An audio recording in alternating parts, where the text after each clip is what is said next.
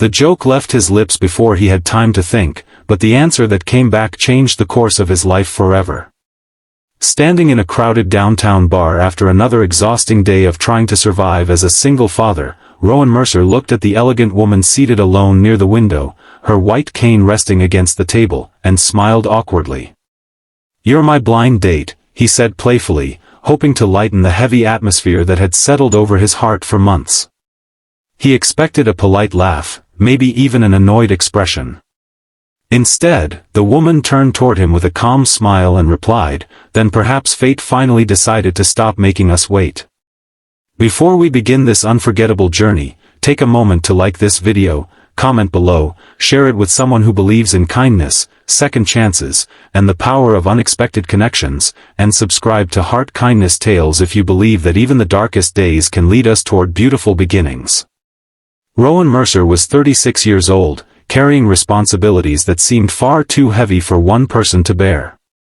3 years earlier, his wife had passed away unexpectedly after a sudden illness, leaving him alone to raise his 7-year-old daughter, Juniper.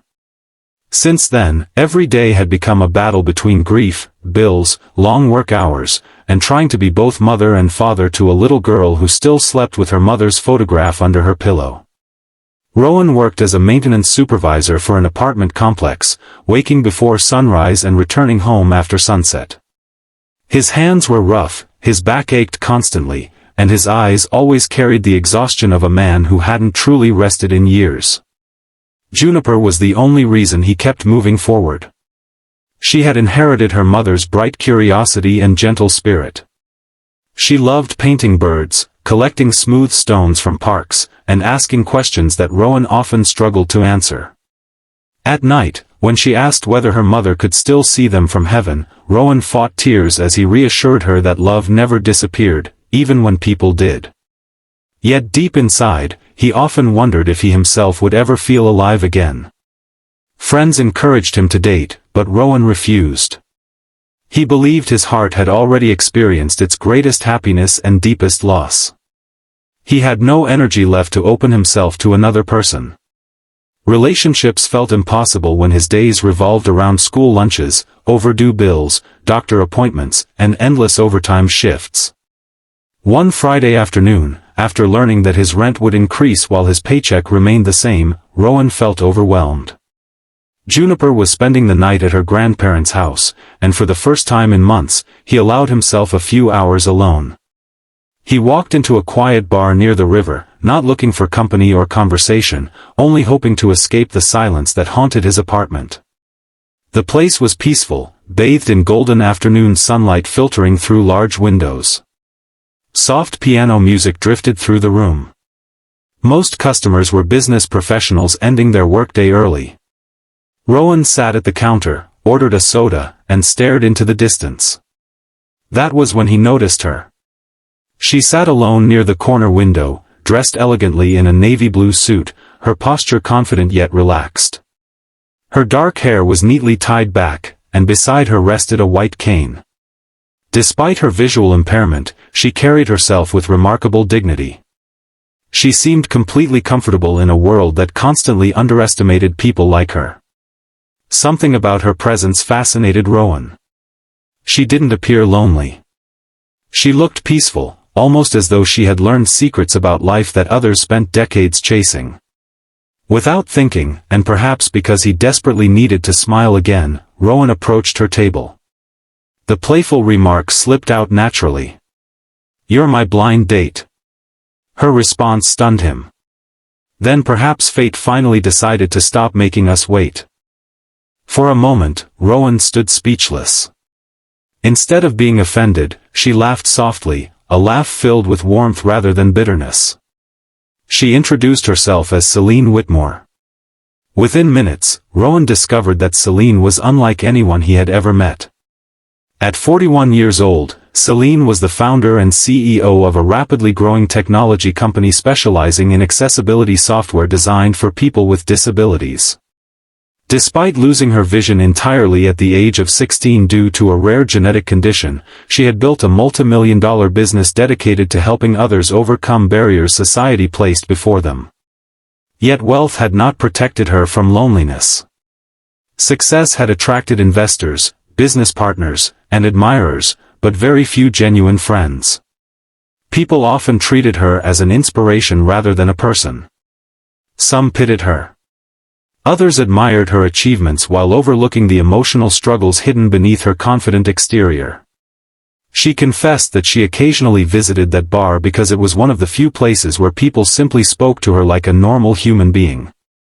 For the first time in years, Rowan found himself talking openly about his own life.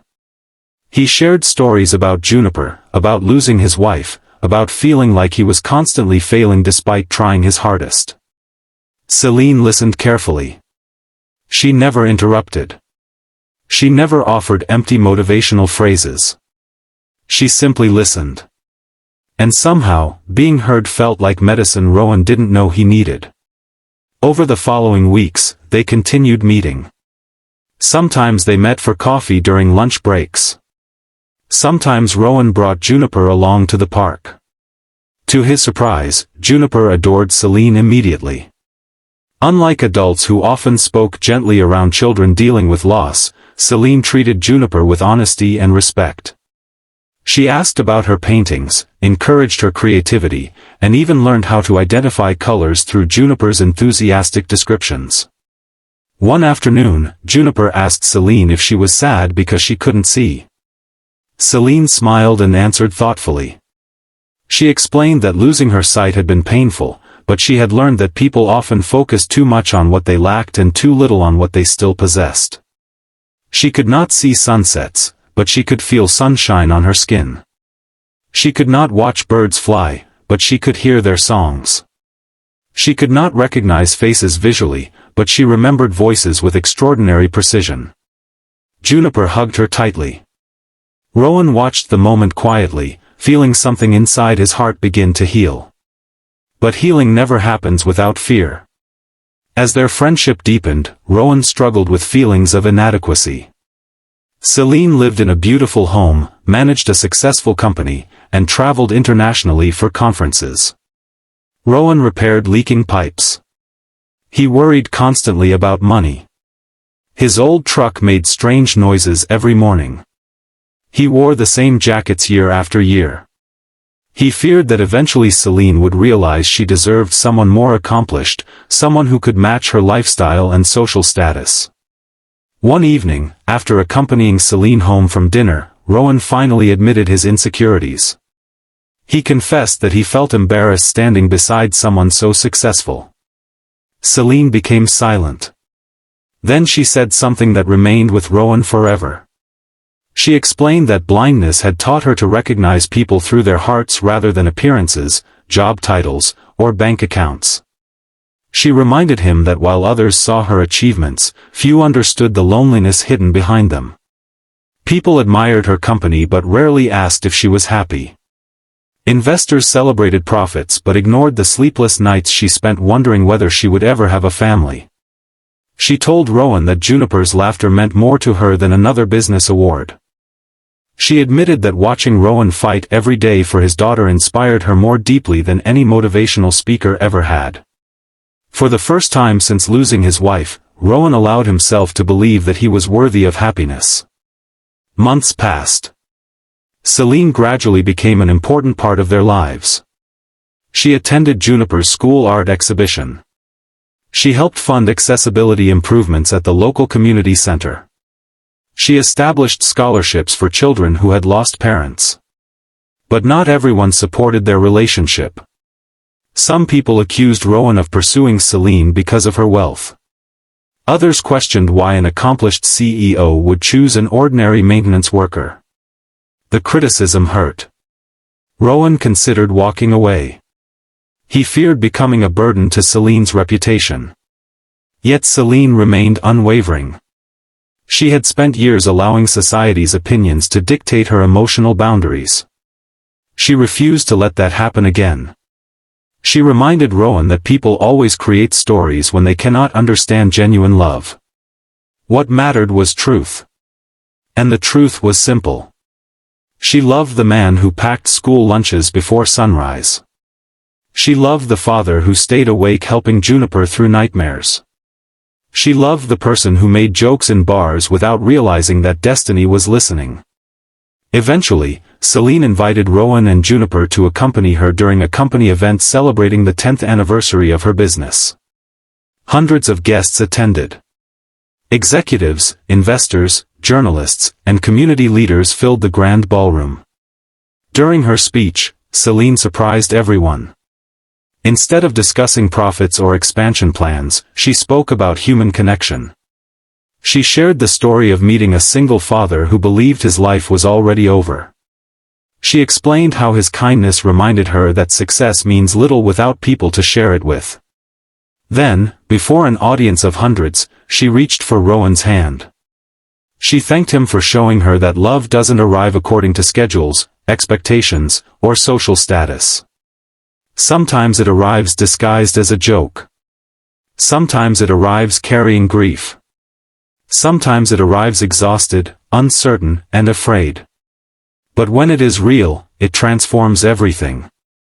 There wasn't a dry eye in the room. Even Rowan struggled to contain his emotions. For years, he had defined himself by his losses. Now someone was celebrating his resilience. Someone saw value in the parts of him he considered broken. Months later, on a beautiful spring afternoon, Rowan and Juniper stood beside Celine in a field filled with wildflowers. Juniper had painted a small sign that read, "Families are made with love." Celine held Rowan's hands and told him that although she could never see his face, she knew every expression he made through his voice, his breathing, and the gentle way he cared for others. She said that love had never required sight. It only required understanding. And she understood him completely. Rowan realized then that life had not abandoned him after tragedy. It had simply taken a different path. The man who once believed happiness belonged only to his past now stood beside a woman who taught him that hearts can recover, families can grow in unexpected ways, and second chances often appear when people least expect them. If this story has touched your heart, please comment below with the words, "Kindness changes lives," so we can spread hope to others who may be struggling today. Years later, Juniper would still tell people that the best thing her father ever did was tell a silly joke to a stranger sitting alone in a bar. Because that stranger became family. She became comfort during difficult days. She became proof that disabilities do not define people. She became proof that grief does not have to be the final chapter. And most importantly, she became proof that even after unbearable loss, life still holds extraordinary surprises waiting patiently around unexpected corners. If this story moved you, please take a moment to like this video, leave a comment, share it with someone who needs hope, and subscribe to Heart Kindness Tales. Your support allows these stories of compassion, resilience, and second chances to reach more hearts around the world. Sometimes one conversation can change a life. Sometimes one joke can open a door. And sometimes, when we believe our story is ending, life quietly begins writing its most beautiful chapter.